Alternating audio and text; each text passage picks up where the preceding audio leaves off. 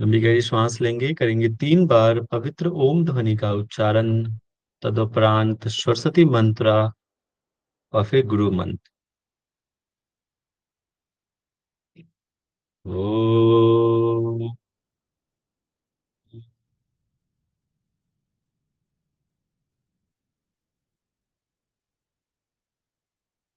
ओ।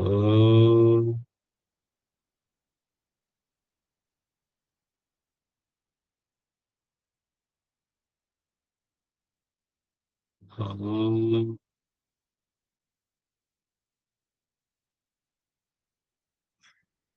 सरस्वती नमस्तुभ्यं वरदे कामरूपिणी। विद्यारंभं करिष्यामि, सिद्धिर्भवतु मे सदा। वन्दे गुरूणां चरणारविन्दे सन्दर्शिते स्वात्मां सुखावबोधे। निःश्रेयसे जङ्गलिकायमाने संसार हलाहलमोहशान्ते।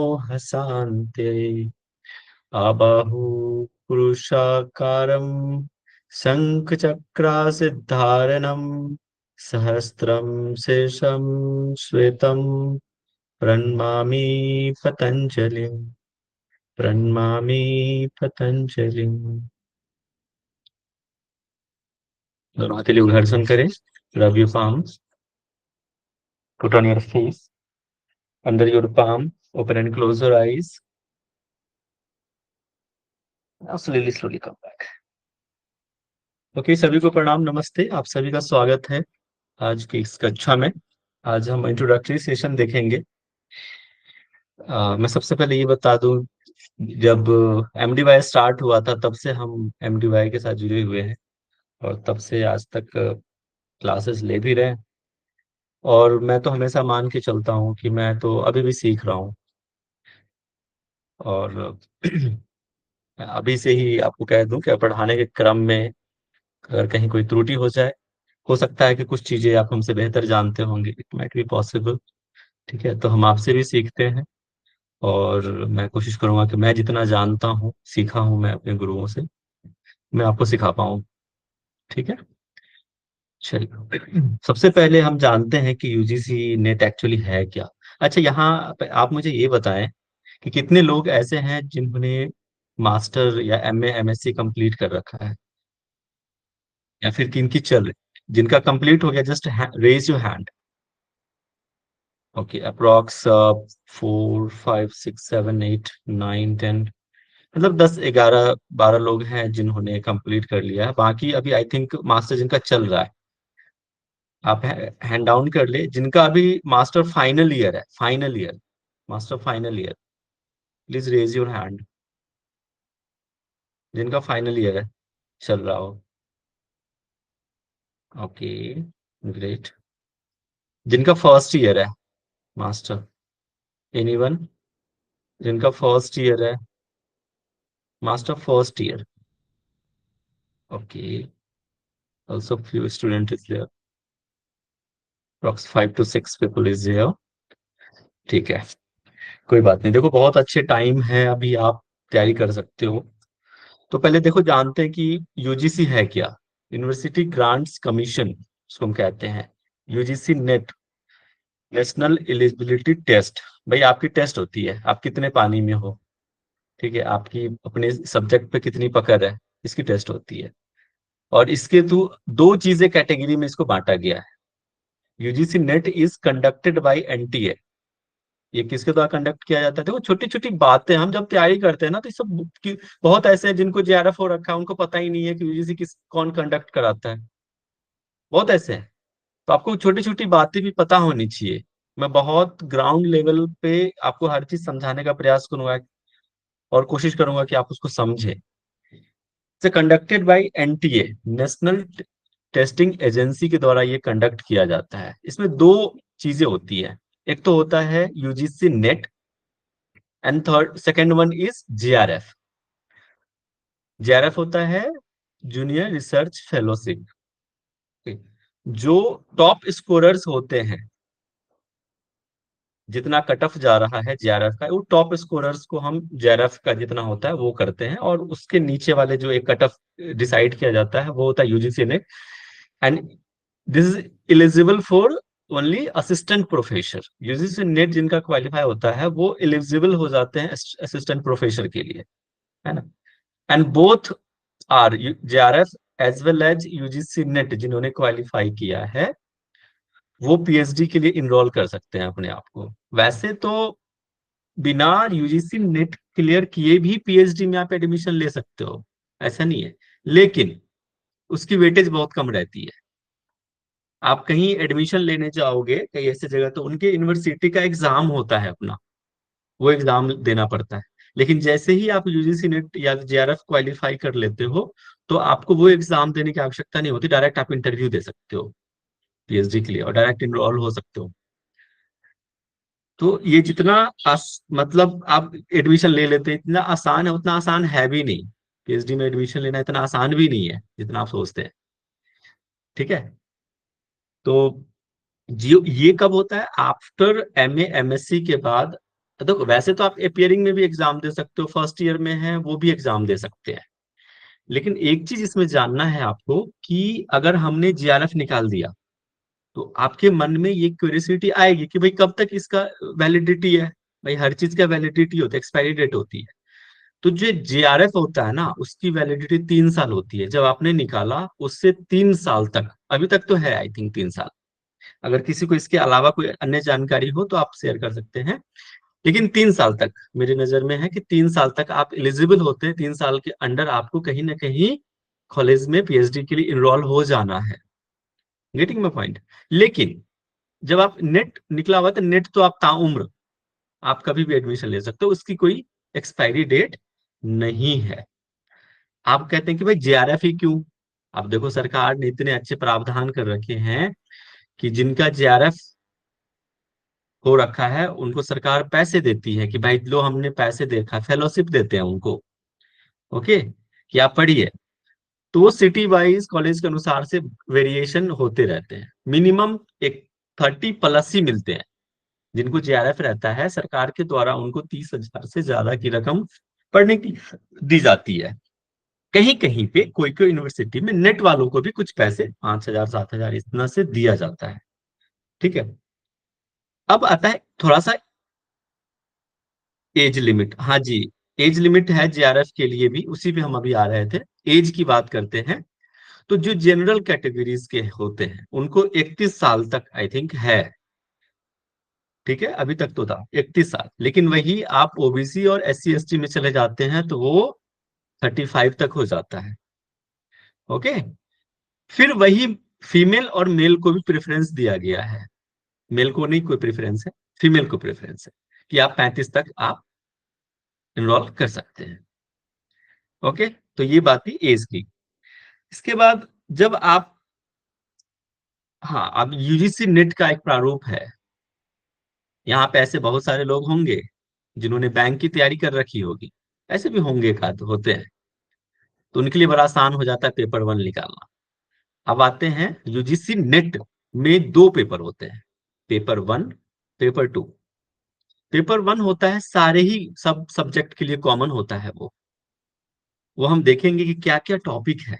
फर्स्ट पेपर में क्या है, जैसे कि math, reasoning, aptitude, communication, environment, like this, ऐसे 10 यूनिट है वो। उधर पेपर 2 आपका स्पेशलाइज्ड होता है कि जैसे आप किसी का योगा है, आपका किसी का कोई और लैंग्वेज होगा, है ना, किसी का कॉमर्स होगा, किसी का हिस्ट्री होगा, एनी अदर, किसी का मैथ होगा, साइंस होगा। तो वो एक एक आपका स्पेशल पेपर होता है पेपर 2। ओके। पेपर 1 जो होता है it carries the 100 marks. Total 50 questions पूछे जाते हैं पेपर 1 में। 10 यूनिट होता है और हर एक unit carry the 5 marks. And 5 × 10 = 50, and 50 × 2 = 100। 100 marks जो है होल्ड करता है पेपर 1, और ये आपको जेआरएफ दिला सकता है, याद रखना। बहुत लोग छोड़ देते हैं पेपर 1, बहुत टफ लगता है। नहीं, पेपर वन छोड़ना नहीं है। अगर आपको जेआरएफ के लिए सोच रहे हो तो बिल्कुल पेपर वन नहीं छोड़ सकते आप। ठीक है, और मैं तो यही कहूंगा कि आप जेआरएफ के लिए टॉप में जाने का सोचो, नेट तो सोचो ही मत। ठीक है, हमेशा अपना जो गोल सेट होना चाहिए हायर होना चाहिए, फिर कहीं ना कहीं आके तो लटक ही जाओगे। लेकिन आपका गोल सेट हाई होना चाहिए, हमेशा याद रखना है। ओके, अब आते हैं पेपर टू की बात। पेपर टू 200 मार्क्स का होता है। 100 क्वेश्चंस रहते हैं, 100 into 2, each questions carry 2 marks. Okay, और ये अगर आपने अच्छे से कर लिया पेपर टू, तो आपको नेट तो हो जाना है।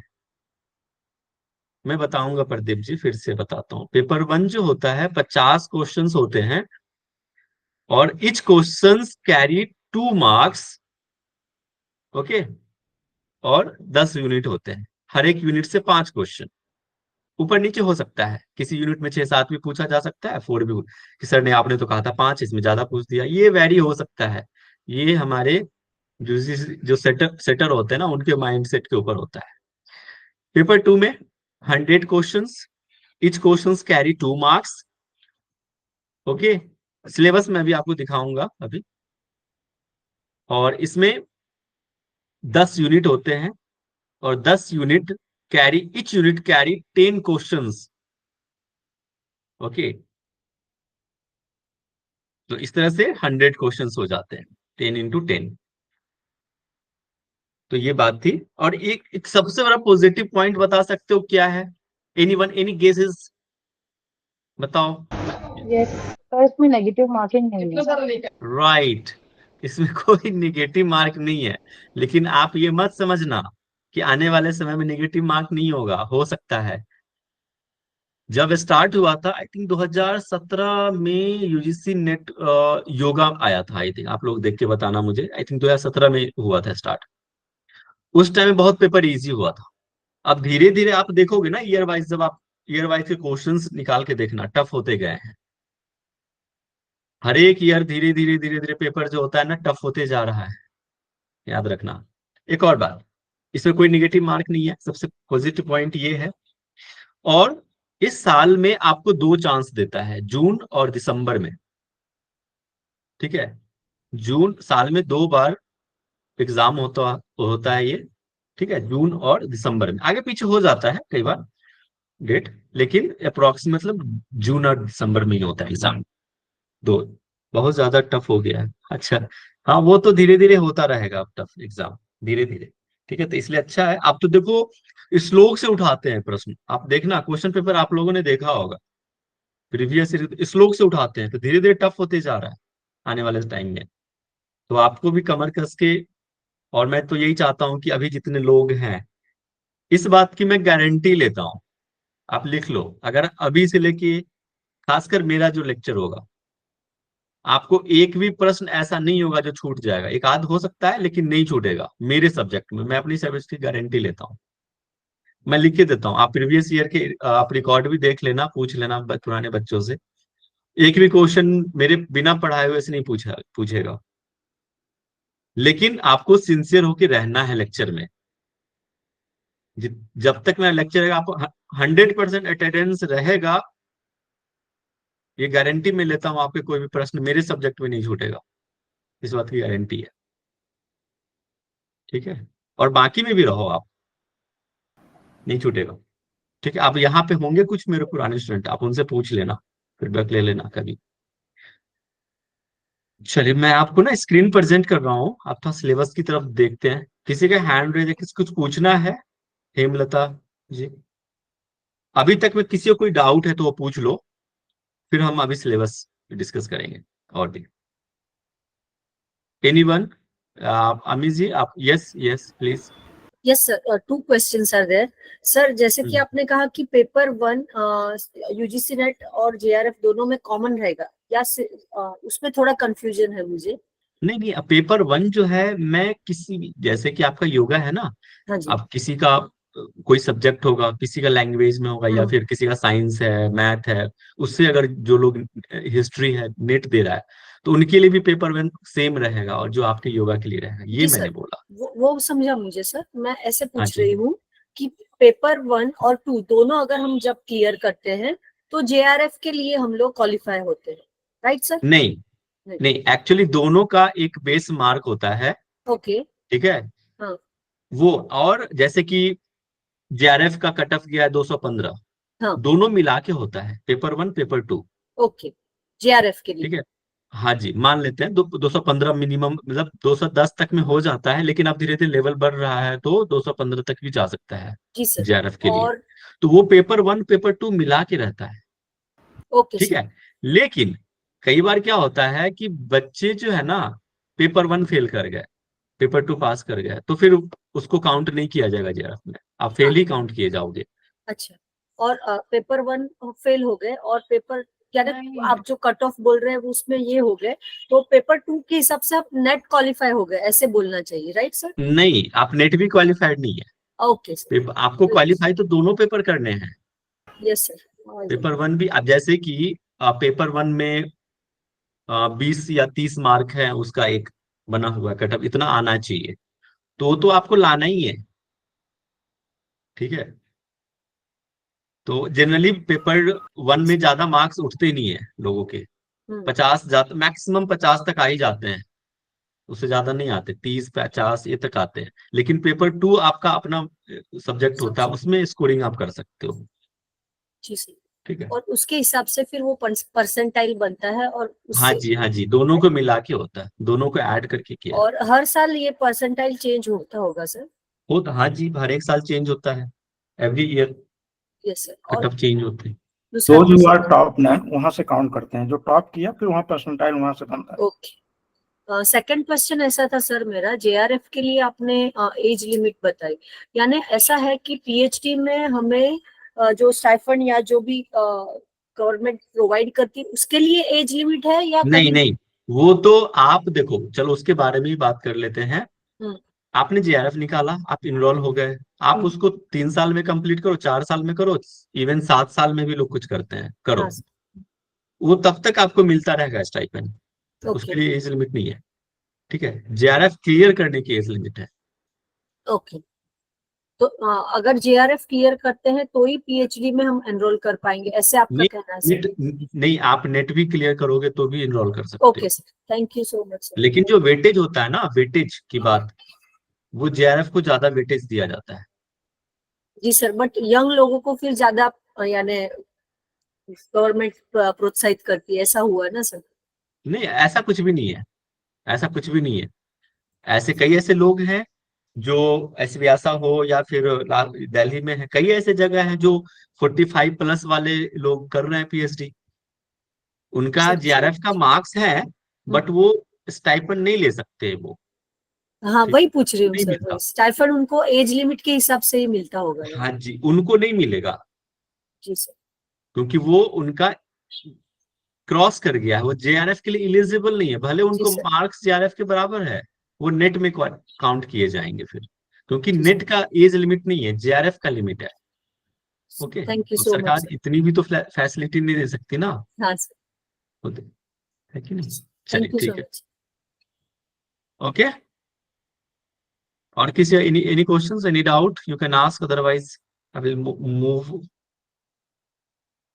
ठीक है, फिर मैं स्क्रीन प्रेजेंट कर रहा हूँ, आप मुझे बताएंगे स्क्रीन शेयर हो रहा है कि नहीं। वन बाय वन हम पेपर 1 पेपर 2 को डिस्कस करेंगे, एक एक करके सिलेबस को। देखो, आपको मैं बता दूं, 10% जो होता है, मैं पहले पेपर 1 की देख लेते हैं क्या क्या है। 10% क्वेश्चन आपके सिलेबस से रहता है, तो आप इसको इग्नोर नहीं कर सकते हैं, याद रखना। सिलेबस को अच्छे से समझो, पढ़ो, और सिलेबस के अनुसार पढ़ो। हम लोग क्या करते हैं ना, जो नहीं पढ़ना रहता उस पर ज्यादा फोकस करते हैं, और जो पढ़ना है उस पर ज्यादा करते ही नहीं है।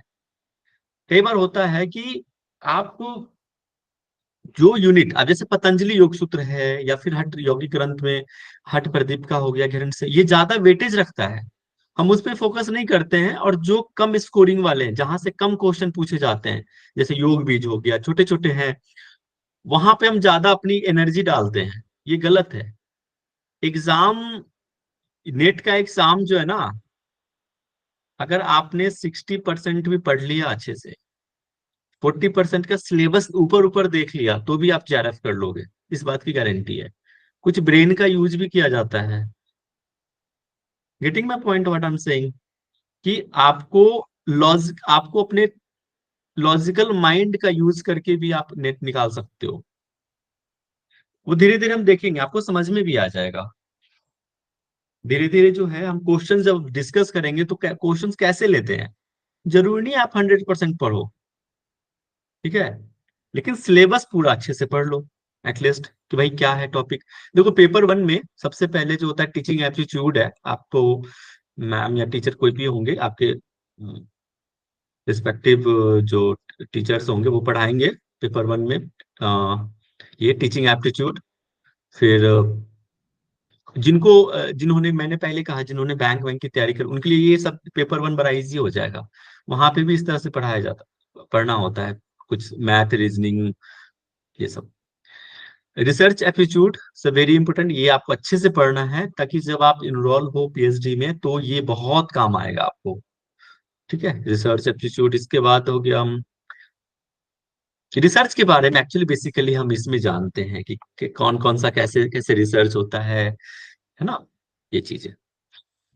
कंप्रीहेंशन है, इट्स अ वेरी इजी। जैसे हम कंप्रीहेंशन आपने भी स्कूल टाइम में 10th में पढ़ा होगा, जो इंग्लिश में कंप्रीहेंशन रहता है, फिर वहां से क्वेश्चंस आते हैं पूछाते हैं, वेरी इजी। कम्युनिकेशन है, mathematic reasoning and aptitude also. Logical reasoning, इसमें आप कई सारे जैसे कि वेन डायग्राम है, कुछ कुछ ऐसे सिंपल सिंपल है, मैम आपको पढ़ाएंगे। जब आप पढ़ोगे ना तो आसान हो जाएगा। स्टार्टिंग में ऐसा मत डरना कि सब कैसे कर पाएंगे। चुप मैं सिर्फ एक ही मंत्र दे रहा हूँ, चुपचाप क्लास अटेंड करो और जैसा पढ़ाया जाए ना चुपचाप पढ़ते जाओ। कई बार होता है ना कि हमें जब समझ न आए ना चीजें तो भगवान को सौंप देना चाहिए। तो जैसे ही आपको कुछ समझ न आया चुपचाप एमडीवाई को सौंप दो, निश्चित हो जाना है, क्लियर हो जाना है, आपका रिजल्ट आना ही है, श्योर है, ठीक है। तो एमडीवाई के परायण हो जाओ, बोलते हैं ना भगवान के परायण हो जाना, समर्पित हो जाना। ईश्वर प्राणिधान पढ़ेंगे आप पतंजलि योग सूत्र में। फिर DI, DI is all very easy, आप इसको भी इजीली कर लोगे हैंडल, ठीक है। और एक unit information ICT is also easy. कुछ जो है कुछ मैथमेटिकली है, कुछ लॉजिकल है, और देखो इसमें आपको 100% भी आपको नहीं ऐसा करना है कि 100% हम कन्फर्म वो कर लें, नहीं। इसमें जो जो इजी है ना उसको ध्यान में रखना, जो टॉपिक इजी पड़ रहा है उसको देख लेना, वो बना लेना। इसमें आपको 100% ना भी लाए तो चलेगा, 50+ स्कोर कर लिए ना तो जेआरएफ पक्का है। और पेपर 2 तो आपका अच्छा होना ही है, तो बात की गारंटी है। उसके बाद पीपल डेवलपमेंट एंड इन्वायरमेंट हो गया 9th यूनिट, एंड 10th है हायर एजुकेशन। ये सब सारे थ्योरेटिकल कुछ सब्जेक्ट हैं इसमें, वो आप कर लो। देखो 5 questions in each carrying 2 marks. ये जो हर एक यूनिट से आपको 5-5 क्वेश्चंस पूछे जाएंगे, ठीक है, और हर एक questions carry the 2 marks, okay. तो 10 इंटू 550 या 50 multiply by 2 equal to 100 marks. Paper 1 carries the 100 marks, okay. आप इसमें 50% भी स्कोर कर लिए, इस बात की गारंटी है कि आपको जेआरएफ होने से कोई नहीं रोक सकता है। 50% सोचो, ओके। अब मैथ्स तो 100% आते हैं, डीआई भी आप कंप्लीट अच्छे से कर सकते हो, लॉजिकल रीजनिंग कर सकते हो। हायर एजुकेशन जो है ये थ्योरेटिकल है, ये भी आप कर सकते हैं, ठीक है नहीं, हो जाएगा, डोंट वरी। बाकी तो हम हैं ही यहाँ पे। इसके बाद आता है पेपर 2। स्क्रीन दिख रहा है ना सबको? अगर हिंदी अगर ना समझ में आए तो मेरे पास इंग्लिश के भी पीडीएफ है, आई विल शेयर इंग्लिश वाला। चलो मैं इंग्लिश भी साथ ही लगा देता हूँ, कोई दिक्कत आए तो फिर देख लेना। देखो दिख रहा है सबको? Hello, let me know. Yes sir. ठीक है, Yes, sir, it is visible. देखो सिलेबस, ओके। योग के आधारभूत तत्व, फंडामेंटल ऑफ योगा। भाई आपके बारे में आपको पूछा जाएगा कि आप कितना जानते हो योग, बेसिक कहाँ से आया, योग का इतिहास क्या है, हिस्ट्री क्या है ना। तो इसके बारे में पूछा जाता है, बेसिक बेसिक क्वेश्चंस हैं योग के बारे में। इसके अंतर्गत थोड़े बहुत उपनिषद की भी चीजें आ सकती हैं, गीता की भी चीजें आ सकती हैं, ठीक है। अ, और जैसे कहाँ से आया है, वशिष्ठ से हठ योगी ग्रंथ के बारे में भी बेसिक फंडामेंटल चीजें आधारभूत तत्व में आ सकता है। हिस्ट्री, योगा का हिस्ट्री कहाँ से आया, जैसे कि योग किस सब शब्द से मिलकर बना हुआ है ना। तो ये सब चीजें, योग के ग्रंथ प्रमुख उपनिषद, भगवत गीता, योग उपनिषद। इसमें एक minute, I think this is better अब ना। अब ठीक है, अब अच्छे से दिख रहा होगा सबको। यस सर, दिख रहा है, बट आपका आवाज बीच बीच में थोड़ा इंटरप्शन हो रहा है। ब्रेक हो रहा है, ब्रेक हो रहा है, सबको ब्रेक हो रहा है क्या? नहीं सर, ठीक आ रहा है यस सर, हो रहा है। यस सर ब्रेक हो रहा है आपके में। अच्छा एक मिनट रुक जाइए, होना तो नहीं चाहिए था, बट ठीक है। अब आप बताएंगे, अभी ठीक है, पहले से यस सर, अभी बेटर। बेटर है ना। ओके, तो फर्स्ट हमने देखा फंडामेंटल ऑफ योगा, बेसिक क्या क्या चीजें, योग कहाँ से आया, कैसे है, उसका इतिहास, हिस्ट्री जो है, इसके बारे में पूछा जाएगा। योग के विभिन्न संप्रदाय कौन कौन से हैं, है ना। योग के ग्रंथ फर्स्ट में आता है उपनिषद। उपनिषद जब आप पढ़ेंगे ना, आपको टोटल 18 उपनिषद पढ़ने होंगे, आपको पढ़ाया जाएगा। उसमें से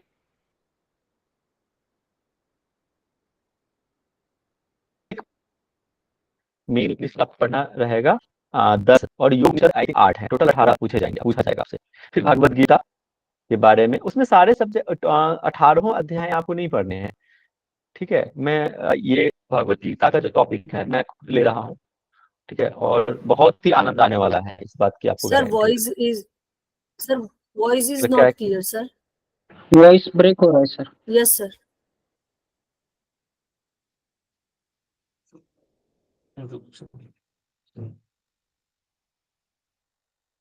एक्चुअली मौसम वो बारिश वाला है ना, तो हो सकता है इसके वजह से इश्यू हो रही हो।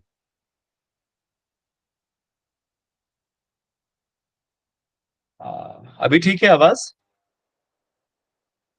Yes sir, yes. ठीक है, देखो तो सेकेंड यूनिट में देखो 3 टॉपिक आपको पढ़ने हैं, उपनिषद, भगवत गीता, योग वशिष्ठ। आप खुद सोचो, मैंने कहा कि हर एक यूनिट जो है 10 क्वेश्चंस कैरी करेगा, तो फंडामेंटल में 10 क्वेश्चंस, ठीक है। अब इसमें 3 टॉपिक हैं, प्रमुख उपनिषद, भगवत गीता, योग वशिष्ठ। अब तीनों मिलाकर 10 क्वेश्चन पूछा जाएगा। सोचना कि हमें किस पे कितना, वैसे तो आपको सब पे फोकस करना है, ठीक है? अब योग के ग्रंथ सेकंड में योग उपनिषद, ये योग उपनिषद से 10 क्वेश्चन आपको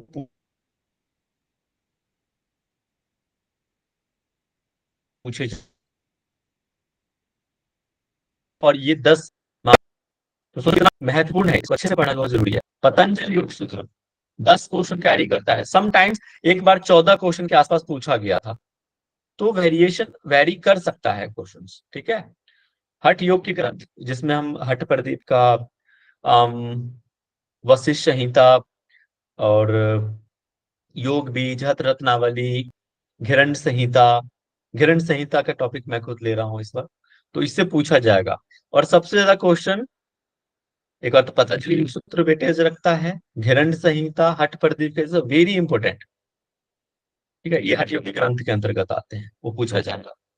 आई थिंक 8 हठ योगी ग्रंथ है, जिसमें ये है 5th यूनिट में।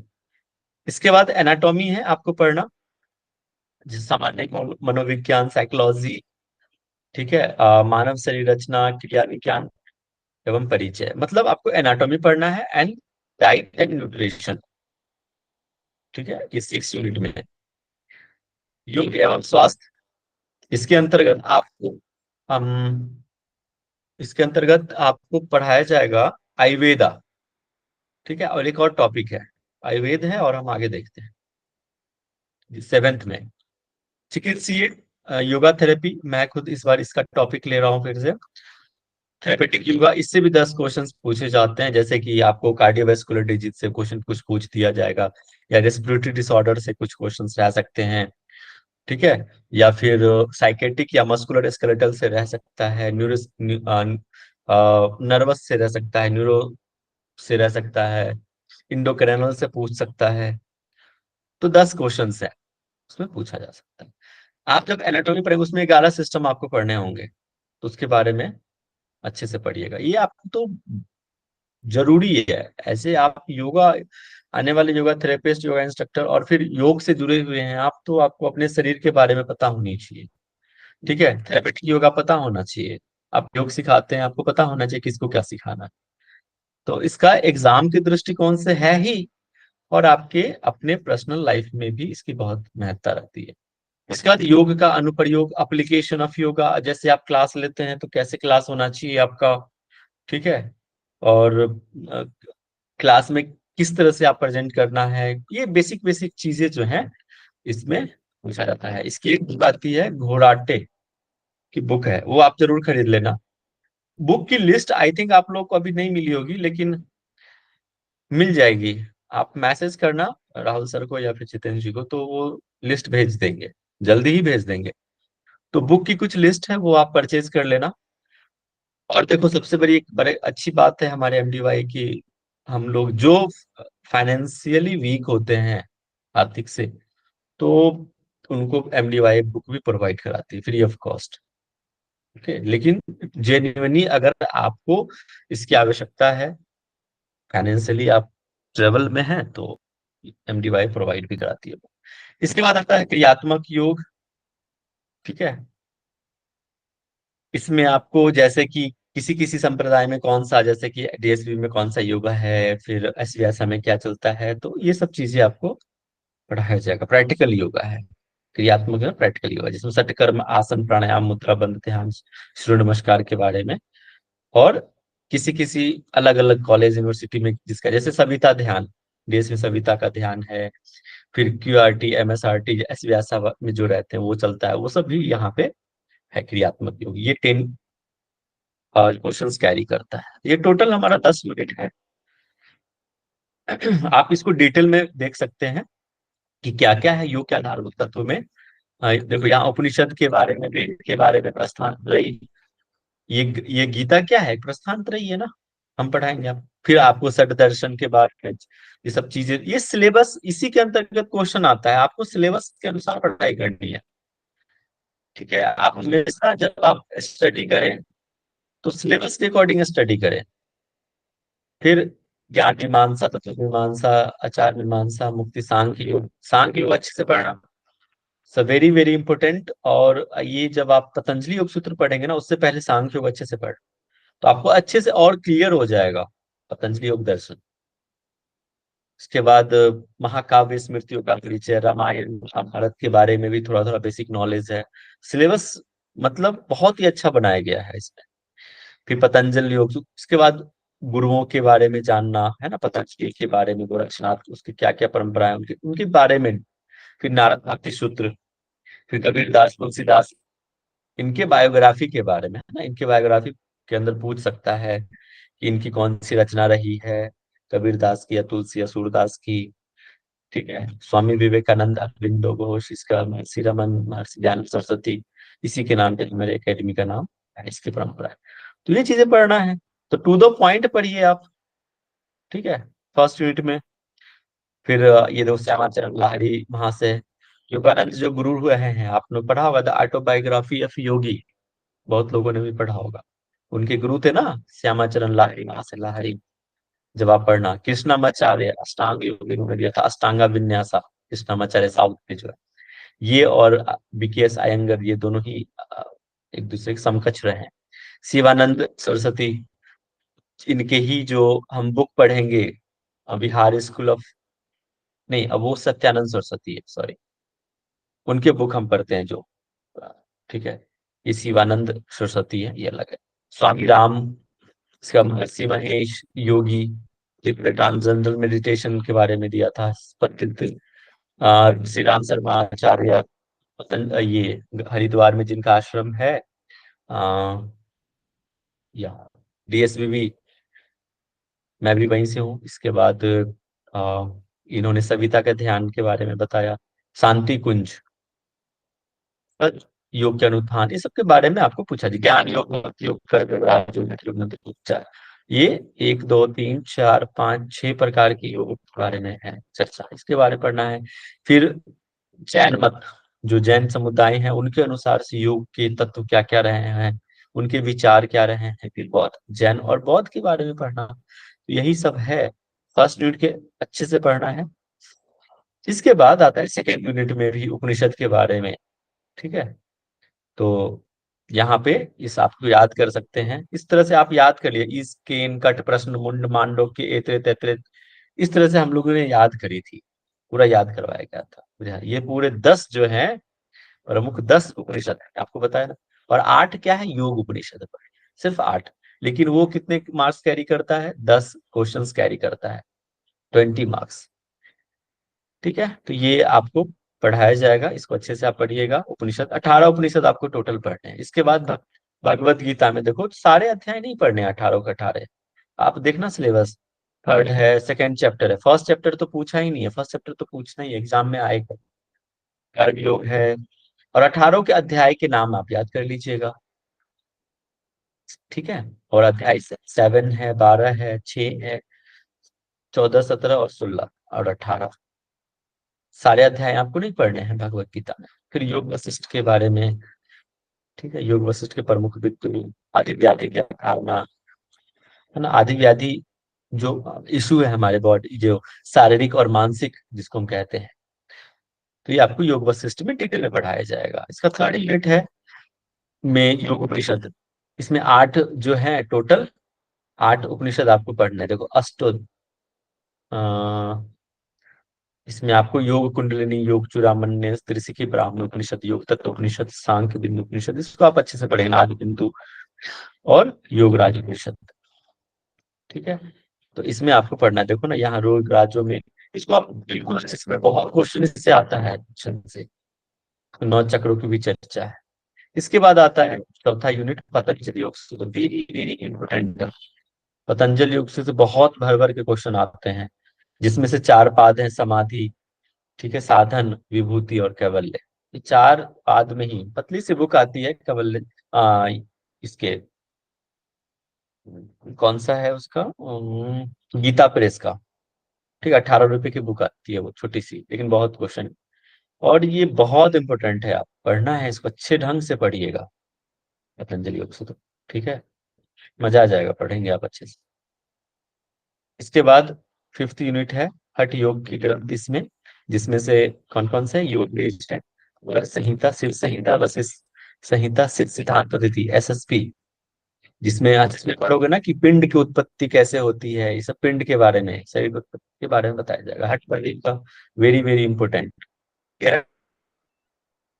ज्यादा क्वेश्चन अगर पूछा जाता है 5th यूनिट में, तो इसी दोनों यूनिट से सबसे ज्यादा क्वेश्चन पूछे जाते हैं। योग विद से 1 2 क्वेश्चन, इसमें भी 1 2 क्वेश्चन, हठ रत्नावली से भी 1 2 क्वेश्चन, कई बार नहीं भी पूछते, ठीक है। सबसे ज्यादा हिरण ग्रंथ संहिता और हठ प्रदीपिका के प्रश्न पूछे जाते हैं, 1 2 क्वेश्चन इससे आते हैं, नहीं तो नहीं भी आएंगे, लेकिन पढ़ना है, लेकिन अच्छे से सिलेबस को पढ़ाना। देखो आप सिर्फ एग्जाम के दृष्टिकोण से ही मत पढ़ो, आपको पता होना चाहिए, हम आप योग के विद्यार्थी हो तो योग के सारे ही सब्जेक्ट को समझ जाओ तो पी जाना घोल के, ठीक है। फिर हठ योगी ग्रंथ में आसन, जब आप पढ़ेंगे ना ये सारे चीजें, ये सारे ही चीजें टॉपिक क्लियर कर देगा ये बाकी के, है ना, जिसमें हम मुद्रा, बंध, आसन, प्राणायाम के बारे में, फिर उसके लाभ विधि पढ़ेंगे। इसके बाद आता है 6th यूनिट, जिसमें हम एनाटॉमी पढ़ेंगे, फिर ठीक है, एनाटॉमी एंड फिजियोलॉजी, अपने शरीर के बारे में, और डाइट एंड न्यूट्रिशन के बारे में, ठीक है, मनोविज्ञान है, इसको आप पढ़ेंगे। इससे भी क्वेश्चंस आते हैं, तो क्वेश्चंस ठीक ठाक क्वेश्चन पूछे जाते हैं। निद्रा से स्लीप, क्योंकि कई साइकिल होते हैं, जब आप पढ़ेंगे ना मनोविज्ञान में तो वो आपको अच्छे से पढ़ाया जाएगा। तो एनाटॉमी फिजियोलॉजी अच्छे से पढ़िएगा, ये यूनिट बहुत ही आपके एग्जाम के दृष्टिकोण से तो है ही, और बाकी आपके अपने ही पर्सनल के लिए भी बहुत जरूरी है। आपको जानना चाहिए अपने शरीर के बारे में, डाइट अच्छे से क्या होना चाहिए। आप एज ए आप योगा इंस्ट्रक्टर होंगे, योगा सिखाते होंगे, तो आप अच्छे से डाइट के बारे में अगर नॉलेज होगा तो आपको डाइट प्लान भी बता सकते हैं। ठीक है, क्या खाना चाहिए, नहीं खाना चाहिए, कैसे संतुलित आहार, बैलेंस डाइट क्या होता है, आपको पता होना चाहिए। कार्बोहाइड्रेट, प्रोटीन, फैट क्या है, आयरन, कैल्शियम, ये चीजें क्या है, लवण, विटामिन क्या होती है, कौन कौन से विटामिन है, हमारे बॉडी में कैसे यूज होता है, बीएमआई क्या होता है, ये सारी चीजें आप उसमें पढ़ेंगे। योगा एंड स्वास्थ्य, इसमें आप हेल्थ के बारे में, हेल्थ का डेफिनेशन क्या है, खासकर इसमें हमें इसमें जो है आयुर्वेद के बारे में आपको पढ़ना होता है, आयुर्वेद के बारे में डिटेल्स। तो आयुर्वेद भी बहुत अच्छा है, आप उसको अच्छे से पढ़ेंगे। ठीक है, और इसमें कुछ कुछ जो है कि संगीता, भगवद गीता के अनुसार आहार क्या धारणाएं, पथ्य पथ्य, ये कुछ कुछ बेसिक चीजें ऐड भी हैं। देखो वहां तो है ही, इसमें भी कुछ कुछ चीजें ऐड कर दी गई हैं। त्रिगुण क्या होता है, पंच महाभूत क्या है, पंच प्राण क्या है, स्वास्थ्य एवं चिकित्सा की उनकी भूमिका क्या है, पंचकोश क्या है, सठ चक्र की क्या अवधारणाएं हैं, ये सब चीजें आप पढ़ेंगे। मानसिक एवं भावनात्मक अस्वस्थता, ये चीजें आप जो पतंजलि योग सूत्र जब आप पढ़ेंगे ना, उसमें से भी इसमें ऐड कर दिया गया है। योग एवं स्वास्थ्य में कुछ हठयोगी ग्रंथ के टॉपिक ले लिए हैं, कुछ आयुर्वेद इसमें है, आयुर्वेद तो है ही, और ग्रंथ संहिता, हठ प्रदीप का, ये सब चीजें, गुण, सात्विक राजसी, ये जो गुण है उनके बारे में, पंच तत्व, सठ चक्र, प्राण, जो पंच प्राण है मुख्य, ठीक है, उसके बारे में आप पढ़ेंगे। जीवन शैली कैसी होनी चाहिए, देखो यहाँ पे कुछ पतंजलि के बारे में भी है, मैत्री करुणा मुदित है उपेक्षा नाम, आप पढ़ेंगे वहां पे पतंजलि योग सूत्र में। अभी आवाज आ रही है ना आप लोगों को, ऐसा? हेलो? यस सर, आ रही है। ठीक है, ठीक है, एकदम साइलेंट हो जाता ना तो कई बार क्या होता है, क्लास लेते लेते मैं पढ़ाते रहता हूँ और मैं लिव कर गया ऐसे ही नेटवर्क इशू की वजह से। तो आप, मैं ग्रुप में नंबर भी अपना शेयर कर दूंगा, ऐसा तुरंत होता है ना तो इमीडिएट आप मुझे मैसेज या टेक्स्ट कर देना। ओके, यस सर, नहीं तो यस। फिर, थैंक यू। हाँ जी, हाँ जी, फिर नहीं तो फिर दिक्कत हो जाती है। ये बात, इसमें आप चिकित्सीय योग है, थेरेपेटिक योगा में, योगा थेरेपी में आप पढ़ेंगे, इट्स वेरी वेरी इंपॉर्टेंट। आपके इसके आहारों के बारे में भी पढ़ना होगा, आहार विहार विचार है ना, विचार, ये चीजें भी हैं, और आसन क्या होना चाहिए, मतलब थेरेपेटिक है ये। अब किसी को बैकेट है, किसी को सर्वाइकल है, किसी को एंजाइटी है, किसी को पाइल्स हो रखा है, उसके अनुसार से हम क्या योगा थेरेपी देंगे, वो चीजें हम पढ़ेंगे डिटेल में। ठीक है, बहुत इंटरेस्टिंग होने वाला है इसका, ये टॉपिक मैं खुद पढ़ा रहा हूँ आप लोगों को, ये चीजें। इसके बाद है एप्लीकेशन, क्या क्या कैसे होता है शिक्षा में योग, कैसे महत्व रखता है, कैसे शिक्षण की विधियां कैसे होनी चाहिए, आप कैसे पाठ तैयार करते हैं। आप जब क्लास लेने जाते हैं तो तुरंत क्लास तो लेने नहीं चले जाते हैं, उससे पहले आप क्या करते हैं, प्रिपरेशन करते हैं। आपकी, मैं जब क्लास लेने बैठा तो मैं कुछ देर के लिए शांत बैठ के प्रिपरेशन किया माइंड में कि आज हमें क्या पढ़ाना है, आप लोगों को क्या बताना है। ठीक है, फिर मैं आपको समक्ष अच्छे से प्रेजेंटेशन कर पा रहा हूँ, बता पा रहा हूँ कि हाँ ये पढ़ाना है, ये ऐसे से करना है। अगर मैं बिना तैयारी के आपके पास आ जाऊं, ना मैं अच्छे से प्रेजेंट कर पाऊंगा, ना अच्छे से आप ग्रहण कर पाओगे, तो क्लास क्या हो जाएगी, बोरिंग। तो इसीलिए आपको आपको भी तैयारी करनी पड़ती है। जब आप क्लास लेने जाते हो तो पहले प्री प्रैक्टिस, तो वही चीजें यहाँ पे बताई जाएगी कि आपको कैसे अपने पाठ को तैयार करना है, इस तरह से विधि कैसे होनी चाहिए, क्लास कैसे कंडक्ट किया जाता है, सारी चीजें क्या क्या इसमें। आप जैसे मैं क्लास ले रहा हूँ, इसमें कौन कौन से घटक हैं जो यूज किए जा रहे हैं, तो हम लैपटॉप से ले रहे हैं तो लैपटॉप हो गया, माउस यूज कर रहे हैं, मटेरियल ये हम प्रेजेंट कर रहे हैं पीपीटी, ये भी उनके घटक के अंतर्गत आता है। ठीक है, जैसे कोई पढ़ा रहा है बोर्ड पे तो बोर्ड हो गया, चौक पेंसिल कुछ भी एक्सेट्रा, मटेरियल क्या क्या यूज हो रहा है, अगर प्रोजेक्टर का यूज किया जा रहा है तो प्रोजेक्टर तो घटक, ये सब सारे चीजें आपको यहाँ पे इस यूनिट में पढ़ाया जाएगा, बताया जाएगा। और ये सभी भी जाननी बहुत जरूरी है। दिस लास्ट यूनिट इज क्रियात्मक योग। ठीक है, प्रैक्टिकल योगा है ये, जिसमें क्या क्या चीजें होती हैं, सटकर्म के बारे में जानते हैं, आसन प्राणायाम मुद्रा बंध सूर्य नमस्कार। हो सकता है सूर्य नमस्कार के अंदर पूछ दे, ठीक है, कि भाई हस्तोत्तानासन में कौन से मंत्र का यूज किया जाता है, या फिर पर्वतासन में या अष्टांग नमस्कार में कौन सा यूज किया जाता है, पादहस्तासन में क्या किया जाता है। तो मंत्र से अकॉर्डिंग भी पूछा जा सकता है। तो क्या है, इसके बाद सटकर्म में कौन कौन से हैं। जब आप हठ प्रदीप का या गृहण संहिता जब पढ़ेंगे तो वहां पे सटकर्म के बारे में बहुत विस्तृत से बताया गया, खासकर गृहण संहिता में। ठीक है, वहां पे शोधन के बारे में बहुत डिटेल है, जिसमें धौतिर वस्ती नेति नौली त्राटक कपालभाति, ये सब सारे सटकर्म 6 कर्म होते हैं, उसके बारे में बताया जाएगा। सूर्य नमस्कार आसन है, कैसे खड़े होकर करने वाले आसन है कौन कौन से हैं, उसके बारे में आपको पढ़ाया जाएगा, बताया जाएगा। फिर बैठ कर किए जाने वाले, पेट के बल किए जाने प्रोन पोजीशन वाले, फिर स्पाइन पोस्चर्स वाले आसन, फिर बैलेंसिंग पोस्चर्स कौन कौन से होते हैं वो, फिर प्राणायाम के बारे में, कैसे प्राणायाम है। ये देखो बाई कहाँ है, पतंजलि योग पढ़ेंगे तो। फिर बाकी के जो प्राणायाम, ये जो 8 प्राणायाम की चर्चाएं करी गई हैं हठ प्रदीप का और गृहण संहिता में, उसके बारे में भी बताया जाएगा। फिर ध्यान के बारे में है, कौन सा है, प्रणव जाप है, सोहम, योग निद्रा, अंतर मौन, अजका जप। ठीक है, ये सब चीजें आपको बताई जाएगी इस यूनिट में। बंद मुद्राएं, उड्डयन बंद, जो जो बंद है हमारे 4 बंद, मूल बंद, उड्डयन बंद, जालंधर बंद, महाबंद, ये चीजें। षणमुखी मुद्राएं, तारकी विकृत मुद्राओं के बारे में हम टोटल डिटेल में हठ प्रदीप का और गृहण संहिता में भी अच्छे से मिलता है। फिर समकालीन यौगिक अभ्यास कौन कौन से, जैसे कि आपको मैंने बताया कि ऐसा में क्या क्या चीजें कराई जाती है ना। चक्रीय ध्यान, एक MSRT होता है, फिर QRT होता है, इस तरह से कुछ कुछ अभ्यास जो है स्पेशल पेटेंट किया हुआ है। फिर DSP ने सविता जो ध्यान पेटेंट किया हुआ है, महर्षि जी ने पेटेंट किया हुआ है भावातीत ध्यान कि क्या होता है, उसके बारे में डिटेल। दृढ़ ब्रह्मचारी का क्या है, सूक्ष्म व्यायाम।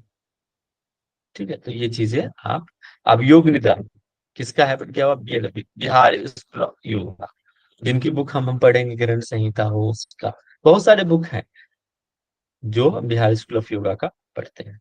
निरंजनाथ सरस्वती, स्वामी शब्दाराम की बुक जो है।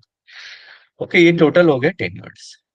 इसमें किसी को कोई डाउट है तो पूछ लो, किसी को कोई कंफ्यूजन है तो पूछ लो। ये इंग्लिश में सिलेबस,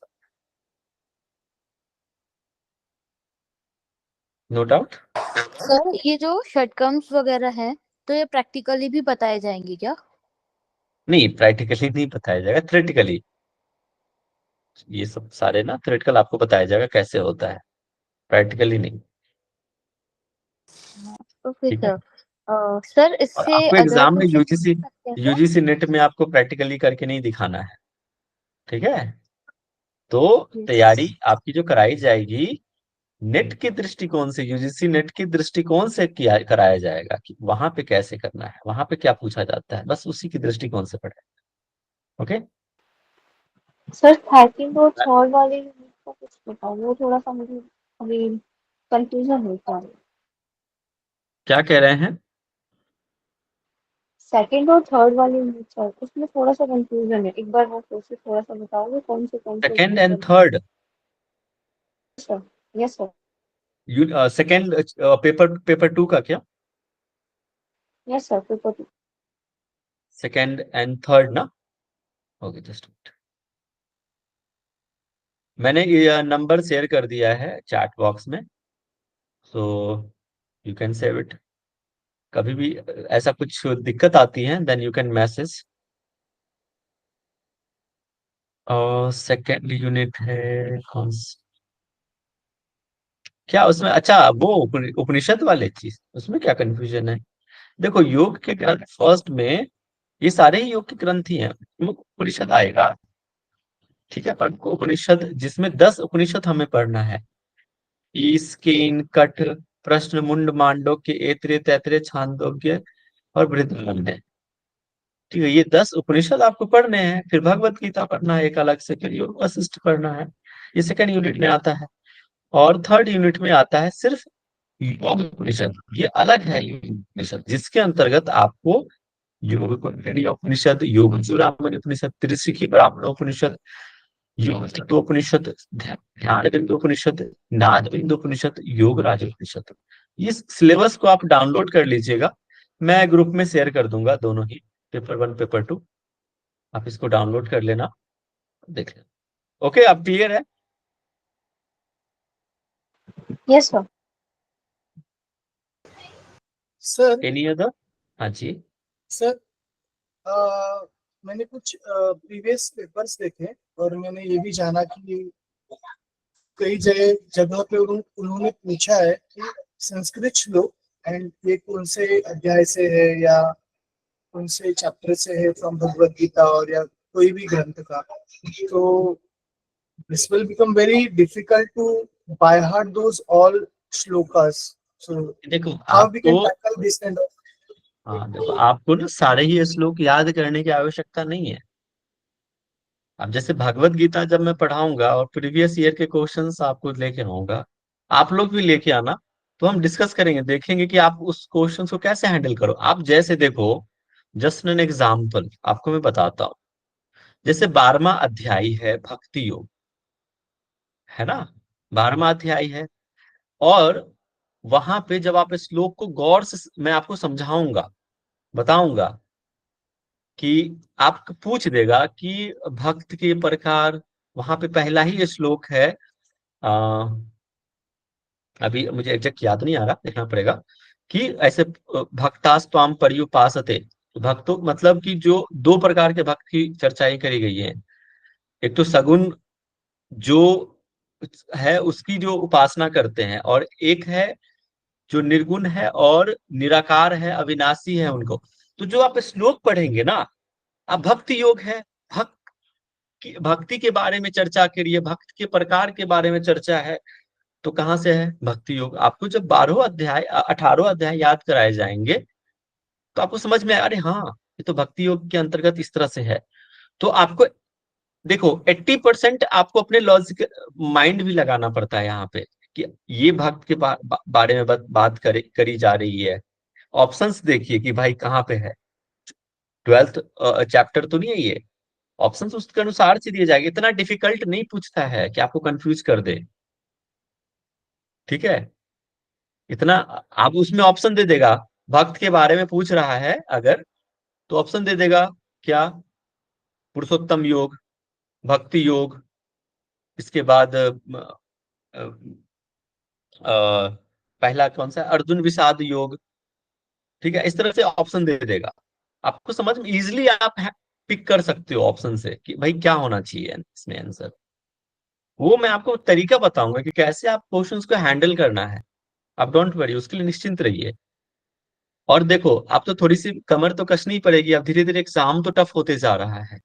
अब क्या है, अब एग्जाम कैसे आते हैं कि श्लोक दे देगा और complete the sentence, complete the shlokas, कुछ श्लोक दे देंगे उसमें से कुछ चुरा लेगा और फिर कहेगा कि इसको कंप्लीट कीजिए, ठीक है? थोड़ी सी तो अब वो देखो, एग्जाम जो पूछा जाता है दो तरीका है, एक तो इजी टू मॉडरेट या मॉडरेट टू हाई, या फिर इजी टू हाई, ये तीन ही रहेगा इस तरह से। तो ये जो डिफिकल्टी वाले जो क्वेश्चंस के लेवल रहते हैं वो सिर्फ 5% होते हैं। जो हाई लेवल के क्वेश्चन होते हैं सिर्फ 5% पूछे जाते हैं। इजी टू मॉडरेट रहता है question, 90% easy to moderate, 5 to 10% hard,